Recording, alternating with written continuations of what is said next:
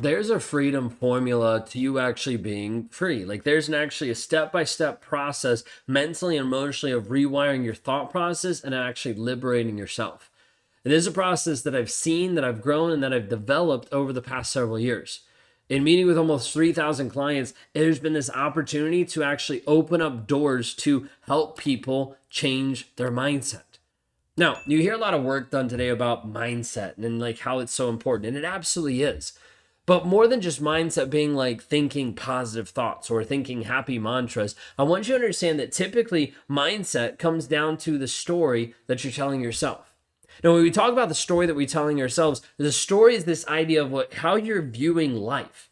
Like you view life through your own lens, through your own set of glasses. Some of your glasses might be rose colored and you've been minimizing the abuse that's been happening in your life. Some of the glasses might be like certain description. So like you only see certain things. Some might be a certain prescription that you only see stuff far away. The future faking, you don't see the abuse that's happening close. There could be multiple different types of lenses that you're viewing life, but typically it's telling you and it's selling you a story that you're believing. So we've talked through, and we had a video earlier this week about change your story to change your life and how that rewiring process transforms so many different people. And so inside this process, I started to realize that it's extremely hard for people inside of toxic relationships to even identify what is the story. How do I even figure out what's going on? How do I even expose the story that's in my own life? And working with a lot of clients, we'll sit down, we'll start talking through the story that they believe. And oftentimes the first story that you spit out is typically like a surface level. And we keep going down a level, down a level, down a level, till we finally get to a place where maybe it's like my worth. Maybe it's like, because he left me, I'm not good enough. Because he cheated on me, like I can't get any better. Like I can't find love. Like he was the best person. Like there'll be so many different things that typically as you get farther and farther down inside the stories, it starts reflecting more back onto you than what you want to admit. Does this mean I'm blaming you for it? No, not at all. Narcissist abuse is manipulative. It's easy for a narcissist to be able to manipulate other people into believing a false reality. But the hard thing is you start to internalize it, you start to believe it, and it becomes your new story. It becomes your new life, it becomes your new identity, because your worth and value get wrapped up into this relationship and get wrapped up into him. This is really hard to disentangle. It's really hard for people to break apart. This is why it gets really hard when you're dealing with a therapist. Because a therapist oftentimes will try to give you tools and will try to give you mantras and will try to give you best practices to heal that said story. The problem is they typically never get down to that story. So like it's kind of like trying to take a square peg and put it inside a round hole. Like it's just not going to work. It might be good things. I'm loved. I'm good enough. I'm worthy.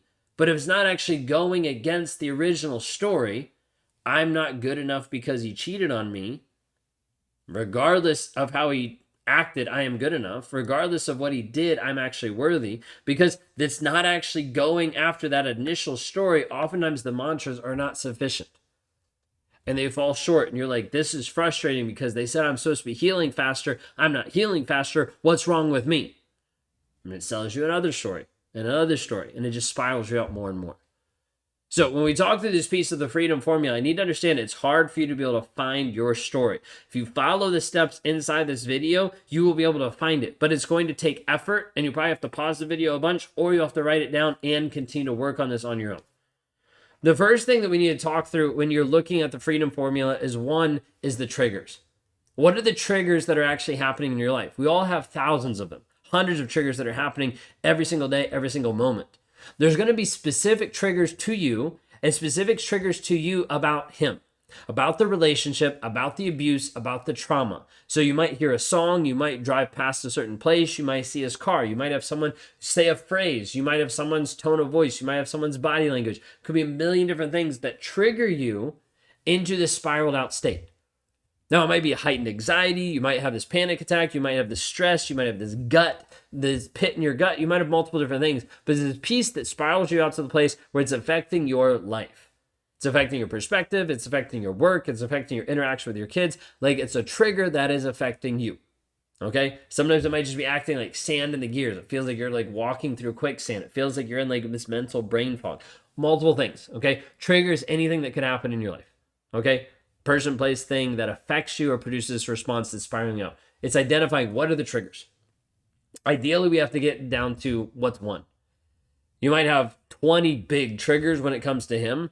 So we might have to identify the biggest one, or we might just have to pick one, and we'll go from there. Then as you take that one trigger, we need to see, how do you actually show up with that trigger? Like, what comes up inside of you when that trigger happens? It's high anxiety, it's distress, it's frustration, it's anger. So oftentimes we'll take an emotion wheel. You can Google this online. You can get an emotion wheel really easy. And when you look at this, start at the center of the emotion wheel. There'll typically be about 6 different emotions. Negative emotions are typically what we're looking at. 6 negative emotions. Might be sad, angry. There's a couple different ones. And look and see what is the one that resonates the most. And you're like, hey, this one, I'm angry. And so then as you move out to the next spoke inside the emotion wheel, look only at the pie slice then of angry. So angry, and then you step into the next section, and there'll be another list of 10 to 20 different emotions. I want you to write those down. Which ones actually resonate with you? Then go the third rung out, and now you've got some more emotions. Again, you're only in this pie slice of angry. And then you write out the rest of them. You're like, okay, this is what's going on. This is where I'm at. And so now you're going to have anywhere from 5 to 20 emotions only in that one pie slice of angry that correlate with the trigger. So you have the trigger, now you have the emotions. Then you're going to take a look at all the emotions. You're going to be like, hey, I've got 20 different emotions here. And you're going to narrow it down. So I want you to take a look at the emotions and be like, hey, out of the top 20, here are the top 3. That when I think about this trigger, so we're correlating it back to the trigger, when this trigger happens, these are the top 3 emotions out of these 20 that come up. Write those top 3 down. Then we're going to take these and we're going to step them into feelings. Now, the reason why we do it this way is because oftentimes feelings start to last longer. An emotion is kind of this quick response. It's just going to happen no matter what, which is great. Then it helps to give us an idea and a heading of what direction we need to go. The feelings then are just the emotions elongated. They're lasting longer than the quick emotion that's happening in that moment. So then we put them into feeling statements. So you've got 3 emotions, and we're going to take each one and we're going to put it into feeling statements. So I feel angry because blah, blah, blah. He did this. This is what happened because he didn't value me and blah, blah, blah. Okay. I feel angry because whatever it might be. So you're going through those 3 emotions, whatever the top 3 that you define, you narrowed it down. I feel emotion because finish out the sentence. Whatever comes to mind, whatever feels like the most in depth. Then we're going to take out of those 3 and we're going to narrow it down to just 1. Inside of this, then you're going to spend some time just sitting with yourself and thinking about the trigger that happened, about the one emotion that you identified, and the one feeling statement. So the trigger is you saw another person that looked like him. You feel angry. So you're like, the trigger, angry, I feel angry because this person reminded me of him and blah, blah, blah. All of this is trying to give you a container to be able to paint the story. All of this is trying to set you up to be able to find the story. So you have to sit a lot of times and meditate, think upon it, and actually work through this and be like, okay, what is the story that I'm actually believing? You think of the trigger, you think of the emotion, you think of the feeling. You sit with it and you're like, what are the thoughts that are coming to my mind? What's the story I'm telling myself? What's the narrative? If I had to play this in my mind like a reel and it had him in it and me in it, how would this actually look? How would this play out? What would I be telling myself? What would I be thinking? In this stage, you're only focused on emotional stuff. You're not focused on logic. If you slip into logic, you'll completely mess this up. This is the hardest part for people. Stay all on the emotional side until you come up with the story that you're believing. Because he left me, I'm not good enough. Whatever it might be. And so you have this story that you're believing, and you're like, okay, this is what it actually is. Now you take that story, whatever you came up with, and you start listing out underneath all the facts that either prove or deny the story. Now, typically, at the beginning, they're all going to be denying it. You're going to see this is something that he did that doesn't validate what happened. This is something that doesn't validate my worth. That just shows that he was abusive to me. You start listing out the facts about the relationship. And then as you look at the facts, you'll typically see that they disprove the story that you came up with. You're like, well, technically that's not true because my worth isn't defined in him.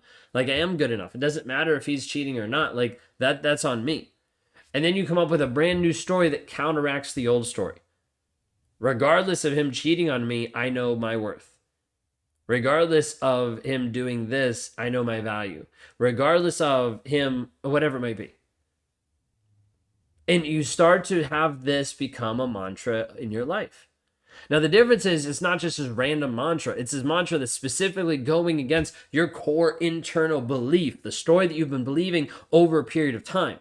And so then it actually reduces the trigger. Then you get triggered and you're like, oh my gosh, this is happening again. Oh, wait, I already dealt with this. Let me go back and review the new story that's based on the facts of the situation. And that helps get you free.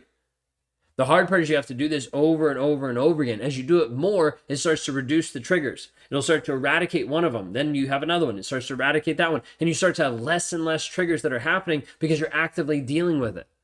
This process that we teach and that we help people actually work through on a day-to-day basis where you can have access and you interact with this process every single day at any time. It works out great because then you're able to start rewiring the mindset.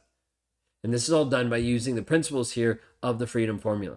Walking through the trigger, your emotions, the feelings to get to that story, to put it on trial of like, what are the facts that prove or deny this, and getting to the place of what's the new story based on the facts that I need to believe and understand and integrate into my life so that this trigger no longer affects me.